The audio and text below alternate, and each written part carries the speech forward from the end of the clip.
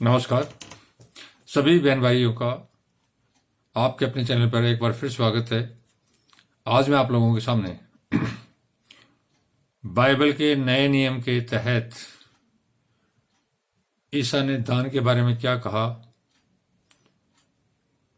और प्रभु के पुत्र ईसा को दान के बारे में क्या वचन बोलने का परम पिता का हुक्म क्या था, उस पर चर्चा करेंगे।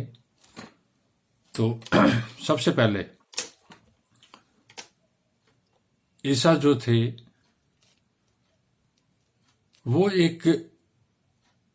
उनका धरती पर अवतरण, स्वर्ग से धरती पर अवतरण एक विशेष योजना, एक प्लानिंग के तहत परमात्मा ने किया था, क्योंकि धरती पर बहुत ज्यादा पाप बढ़ गए थे और जो भोले वाले लोग थे,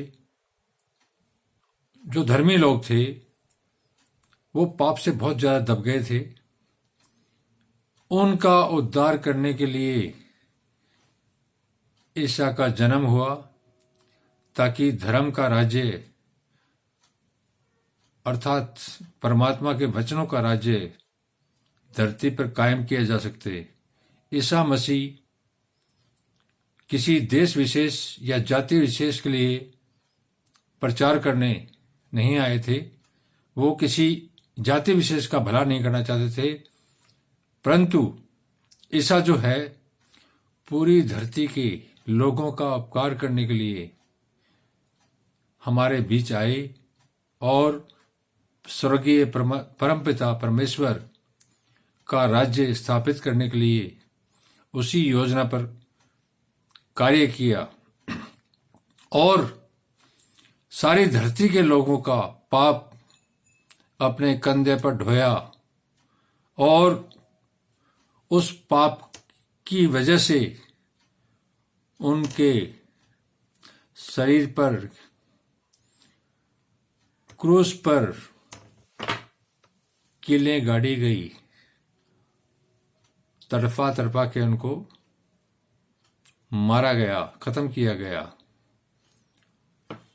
यह कोई साधारण व्यक्ति नहीं कर सकता। इस काम को वही कर सकता है जो स्वर्ग से आया हो और स्वर्ग का ही काम करके जाए। तो इसमें कोई शक नहीं, वो ईसा परमात्मा का पुत्र था, जीवित परमात्मा का जीवित पुत्र जो आज हमारे बीच है। उसी के वचन हैं, उन्हीं वचनों पर मैं चर्चा करूंगा। अलग अलग धर्म ग्रंथों में दान का बहुत बड़ा महत्व बताया गया है। दान की महिमा का कोई पार नहीं। दान और तितिक्षा का मतलब है तप। इसका कोई जवाब नहीं। इसका क्या फल मनुष्य को जो दान और तप करता है उसको कब क्या मिल जाए, देवता भी नहीं बता सकते। तो अब मैं नए नियम के तहत ईसा ने दान के बाबत क्या बताया, कृपया ध्यानपूर्वक सुनें और धर्मी होने का लाभ उठाएं।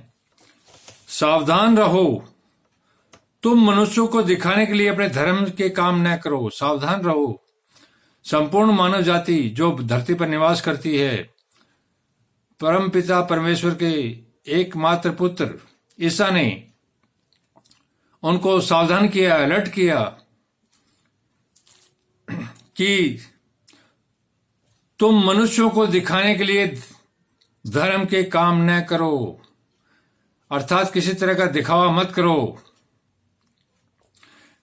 नहीं तो अपने स्वर्गीय पिता से कुछ भी फल न पाओगे। अगर कोई तुम दिखाने के लिए धर्म का काम करोगे, दिखाने के लिए दान दोगे, तो तुम्हारा स्वर्गीय पिता तुम्हें देख रहा है, उसका कोई प्रतिफल तुम्हें कभी प्राप्त नहीं होगा, क्योंकि परम पिता परमेश्वर इस चीज को पसंद नहीं करता कि तुम लोग दिखावा करो। इसलिए जो कुछ है वो हकीकत में और गुप्त रूप से हो, तभी उसका फल वो गुप्त रूप से ही तुम्हें देगा। इसलिए जब तू दान करे तो अपने आगे तुरही न बजवा। साफ शब्दों में कहा इस वचन में कि जब तू दान करे तो अपने आगे तुरही अर्थात बैंड बाजा मत बजवा कि मैं इतना दान कर रहा हूं, इतना इतना उसको दे दिया।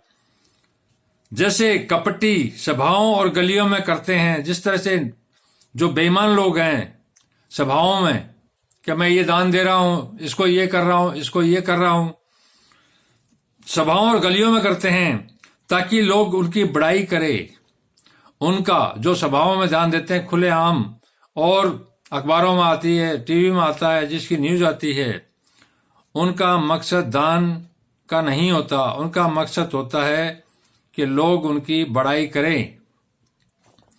मैं तुमसे सच सच कहता हूं, वे अपना प्रतिफल पा चुके।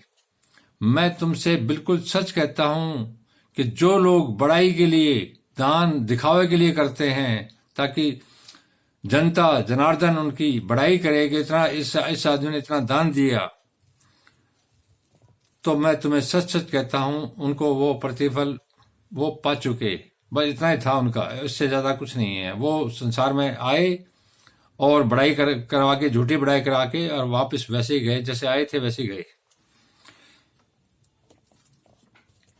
परंतु ऐसा कहते हैं, परंतु धर्मी के लिए जब तू दान करे तो जो तेरा दाहिना हाथ करता है उसे बायां हाथ जानने न पाए। ईसा ने कहा कि दान अच्छी जगह किया जाए और बायां हाथ कुछ देर दान के रूप में, तो दायां हाथ भी नहीं जान पाए कि तूने किसको दान दिया है। जब इस तरह का दान आप दोगे तभी उसका प्रतिफल परमपिता परमेश्वर आपको देगा, अन्यथा वो दे चुका। उससे कोई उम्मीद मत करना। चाहे तुम कितना ही दान कर दो दिखावा करके, उससे कोई प्रतिफल कभी भी प्राप्त नहीं होगा। ताकि तेरा दान गुप्त रहे, अर्थात कोई जान न पाए। गुप्त करने का मतलब है कि जिसको दान दे रहे हो अगर उसको भी नहीं पता पड़े तो उसका इतना ज्यादा प्रतिफल है, उसकी इतनी ज्यादा महिमा है कि मेरे पास वो शब्द नहीं है कि मैं क्या बताऊं। ताकि तेरा दान गुप्त रहे और तब तेरा पिता जो गुप्त में देखता है, तेरा दान गुप्त रहे, और जब तेरा पिता जो गुप्त में देखता है, परमात्मा हर एक को देखता है। परमात्मा के एक आंख नहीं है, उसकी इतनी आंख है जिसका हम अंदाजा भी नहीं लगा सकते। वो ब्रह्मांड की एक एक चीज को हर प्रति क्षण देखता है। तब आप ऐसा करोगे, तब उससे उम्मीद कर सकते हो। उम्मीद करने की जरूरत भी नहीं है, वो तुम्हें प्रतिफल देगा।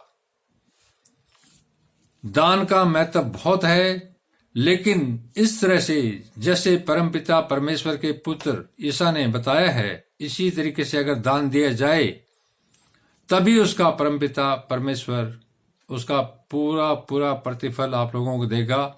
अन्यथा बड़ाई के लिए किसी अन्य रूप में आप करोगे तो उसका प्रतिफल उसी टाइम आपको मिल गया। आप जैसे आए, मृत्यु से मृत्यु की ओर वापस लौट जाओगे। तो तितिक्षा और दान की महिमा कितनी है क्या नहीं है, ये तो देवता भी नहीं बता सकते सिवाय परमपिता परमेश्वर के अलावा। धन्यवाद। शुभ रात्रि।